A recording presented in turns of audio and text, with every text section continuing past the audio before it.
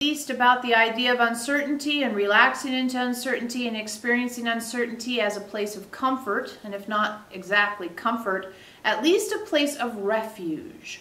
We talked about reclining into uncertainty, abiding into uncertainty. There's, you know, we can just kind of run through the dictionary if we have to, but really the reality here is this. You are in an uncertain world, and you have yet to really notice that. Notice that in a way that allows you to do something about it. Your coping mechanism for uncertainty has been control. Your coping mechanism for uncertainty has been staying small. Your coping mechanism for uncertainty has been the idea that you have to limit who you are, limit your expression, basically just limit, limit, limit.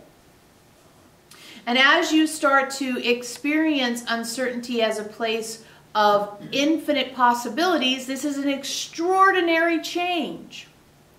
This is an extraordinary shift. This is a movement of almost infinite in scope.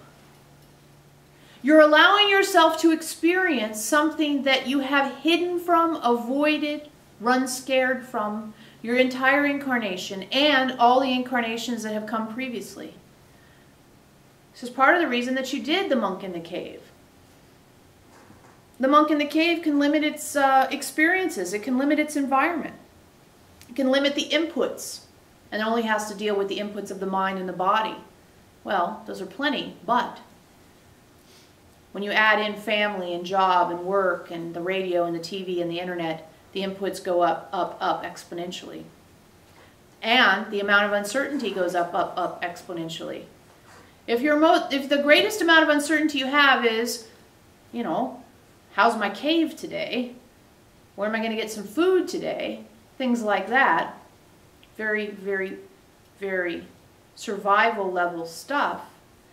That is an amount that's mitigatable.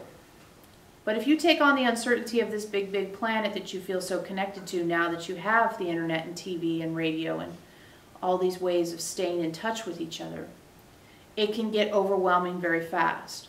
Part of the reason your interconnectedness is expanding is to push you into a point where you have to confront this relationship to certainty, uncertainty, to confront the relationship to the place within you that says, I can't just cope anymore. Because there's so many places in my world where uncertainty is creeping in that I can't just cope. We like when you get to places where you can't just cope, because that's when you leave habit and you have to move into consciousness. Because you have to think about what you're experiencing. Think about what is the non-cope position. A lot of times there's a lot of suffering in coping because you're not actually living, you're just enduring. And because of your genuine nature of desiring expansion, when you're just coping but yet desiring expansion and growth and transformation, you're at odds within yourself. We've said it before that the survival instinct and the spiritual growth desire are at odds with themselves. Survival instinct says stay small, the desire for growth says get big, and the way you balance those two is extraordinarily important. One of the major things the light workers are doing at this time is evolving their relationship to the survival instinct in order to facilitate spiritual growth. Because you get to a point, just like we talked about a moment ago, where you can't just cope. And when you get to that point of not just being able to cope, what happens next? Well, what happens next is consciousness.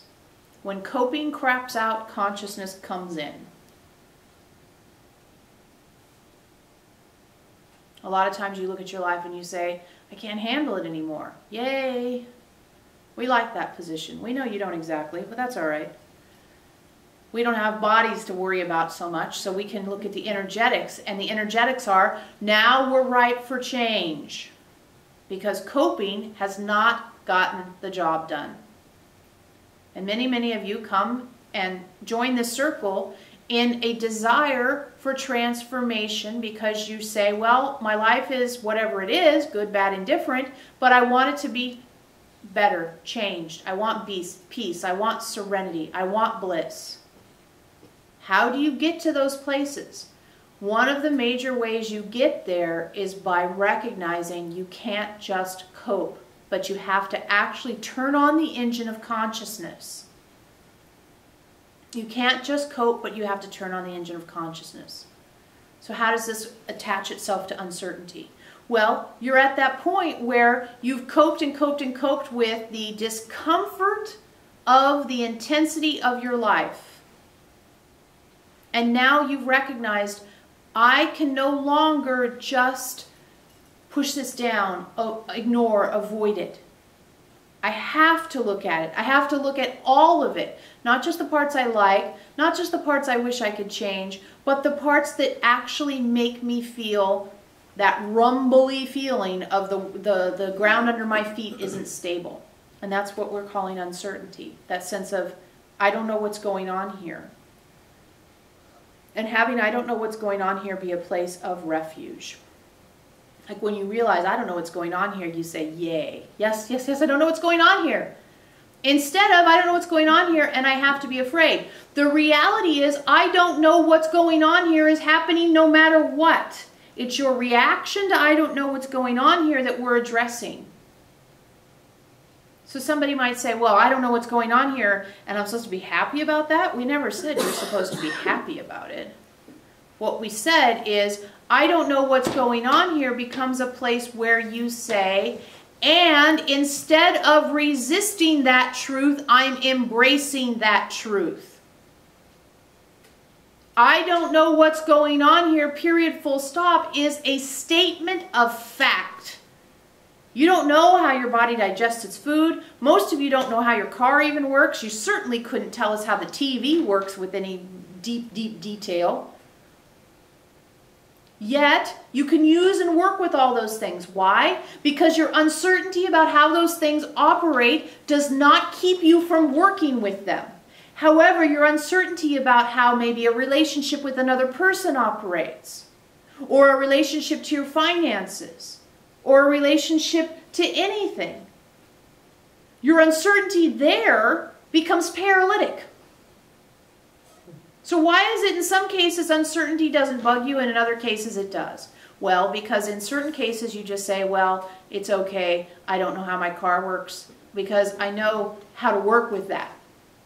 But not knowing how so-and-so feels about me, or not knowing how such and such is going on in my body, or not knowing whatever it is you feel uncertain about today, you haven't made peace with it.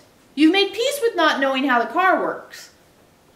But you haven't made peace with these other places of uncertainty in your life. So there's precedent for you healing your relationship to uncertainty, is what we're trying to get across to you. So this isn't some big made-up thing.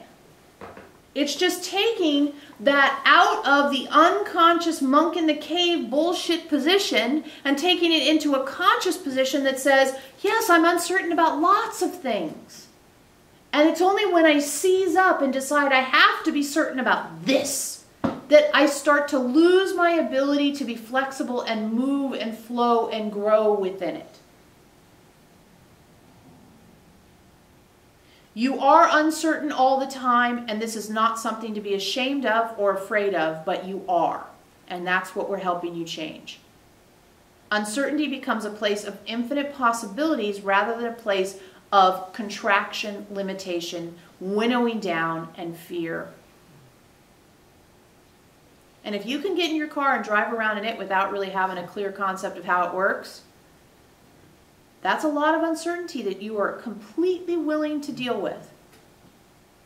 Next time you find yourself in a different kind of uncertainty, you can say, well, there's precedent within me for not having this be a place of limitation. You get it? Mm-hmm. Okay, there you go. Elohim will have more for you about this we're imagining. Good night. Good night.